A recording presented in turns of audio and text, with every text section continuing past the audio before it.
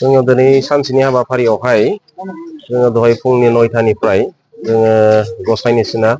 हेङाइगाव आरो ओरै कलबारि बहुद जों प्रग्राम दंमोन जों बुथ कमिटिफ्राव गिदिंबाय थादों आरो लोगो हमदों जोंनि मावथिफारिया बिथांमोनजों दा बे समावहाय आरो जों दा एसेनिफ्राय जों प्रग्राम लादों साहा खावसि बाजारनि आखिगुरि गामियावहाय दा बाहाय इउपिपिएलनि माखासे बिथांमोनहा जोंनि बिजेपि दलोआव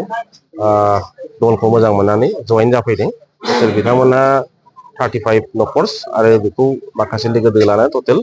52 न'खर्स फेमिलि जाहैबाय आरो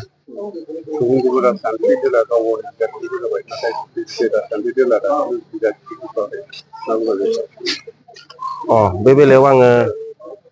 बेखौनो बुंगोन जे जोंना नेशनेल दल हिसाबै मोनसे दलनि नीति आदर्श थायो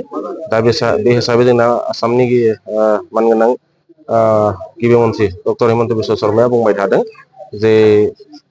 जोंनि दलनि नीति आदर्श लानानै जोङो 27 बा 28 थारिखनि गेजेराव डिक्लेयार होगोन बेखौ जों मिडियानि थ्रुयै बुंबाय थानायखौ जों नुनो मोनदों आरो जोंना जिथुनाखि पार्टि प्रेसिडेन्ट स्टेट प्रेसिडेन्टआ बुंबाय थादों दिलुथिखिया बिथाङाबो बेखिनियावनो फोसावहैगोन होननानै डिक्लेयार होबाय थानायखौ जों नुनो मोनो आरो मिडिया थ्रुयै ओरैनोथ' अनसायनाय हिसाबै दा बहुत मोजां रायजो राजाया माने बहुत अनसायनानै लादों दा फैबाय थानाय समावहाय जोंखौनो माने अनसायनानै मोजां रोखोमै फिथाइखौ मोनहैगोन होननानै बुंबाय थादों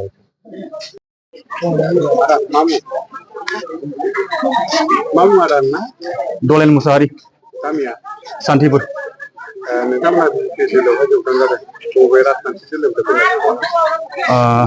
आंथ' सिगांनि सोलिबाय थानाय इउपिपिएल दोलोआव दङमोन सिगाङाव आङो इउपिपिएल दोलोनि मावथि हिसाबै बर्डनि प्रेसिडेन्ट हिसाबै मावबाय दंमोन नाथाय बिथांमोननि माखासे मावनाय आरो हाबाफारि एक्टिभिटिसखौ ससे समाव नुनानै आङो आंनि बिबानखौ रिजेन होनाय जादों ससे समावनो बारा गोबाव जायाखै आङो बिदिनो 6 माससो बायदि जाबाय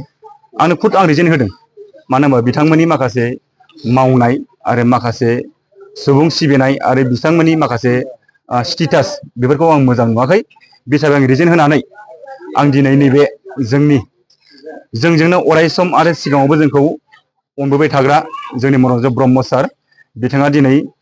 जे पार्टियावहाय नेशनेल पार्टियाव जयेन जादों बे खोब मोजांनि बाथ्रा आरो जोंहा अरायबो सारखौ जों हास्थायबाय थायो आरो लुबैबाय थायोमोन बे हिसाबै जों दिनै सारखौहाय खाथियाव मोननानै खोब गोजोननाय मोनदों आरो जोङो बुंनो थाङोबा गोबां बाथ्रा दङ इउपिपिएलनि सोमोन्दै बिनि सिगां आं माखासे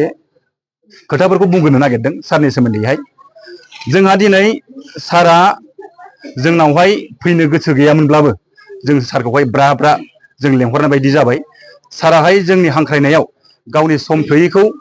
मेकआप खालामनानैबाबो दिनै सारा जोंजों नुजाथिफैदों बे जोंनि थाखाय खोब गोजोनथाव आरो जोंहा दिनै जयेनिं हाबाफारि लानाया जोङो गोबां सुबुंखौ लिंनो हायाखैमोनबाबो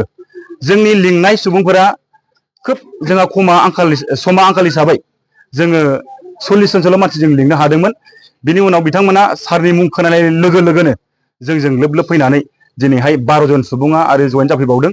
आरो जोंजों लोगोसे फैबावनांगौ गोबां दङ आंजों गोबां सावरायबावनाय सुबुंफोर दङ जों दा दिनैहाय जेसेबांनाखि जोंहा जयेनिं जादों जों साफ्रोमबो इउपिपिएलनि सोद्रोमा गोजा आरो इउपिपिएलनि मावथि जोङो सिगांनिफ्राय खाथिबोबाय थानाय आरो थाखा फैसा गारनानै पिसिडिआरनिफ्राय फोथांनानै लाखिबोनाय जोंनि मावथि आंनि आंगो लोगो दङ 6 जनसो दं बिथांमोनहाबो सिगांनिफ्राय आसा खालामबोदोंमोन आरो मिजिंथिबोदोंमोन इउपिपिएलआ जोंखौ सानसेबाबो जोंजों लोगोसे जोंनि रायजो राजाखौ मोजां नायगोन आरो जोंखौ मोजां दैदेनलांगोन बेखौ मिजिंथिनानै बिथांमोना सिपिनि फैसा गारनानै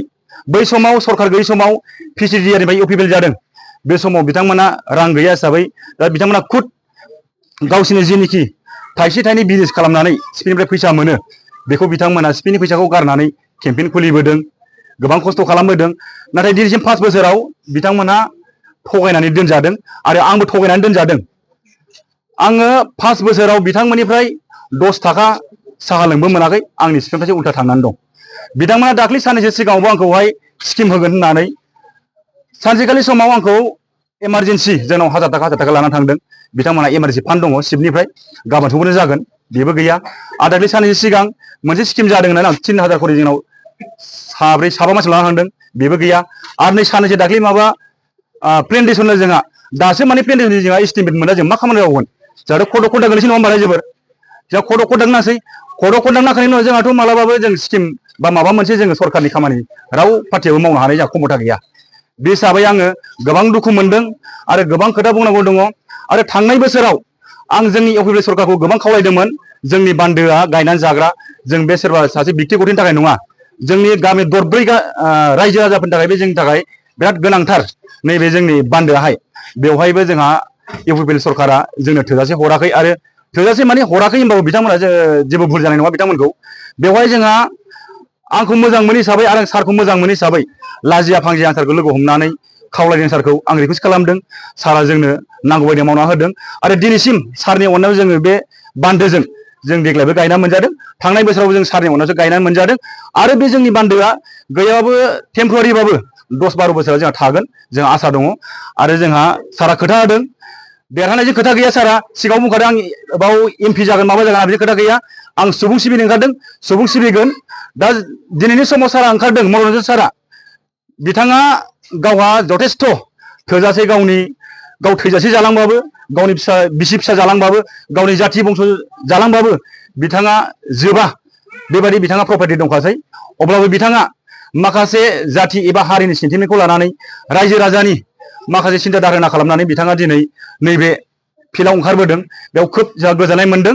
आरो जोंहा आसा खालामो आरो जों अरायबो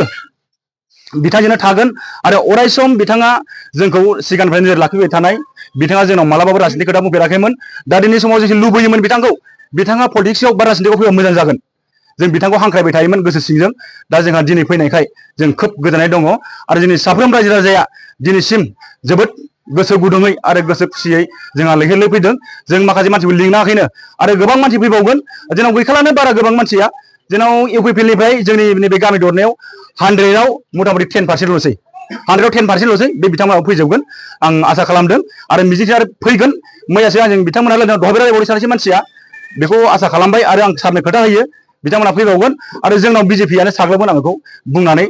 बेखिनियाव आं दोनथ'बाय।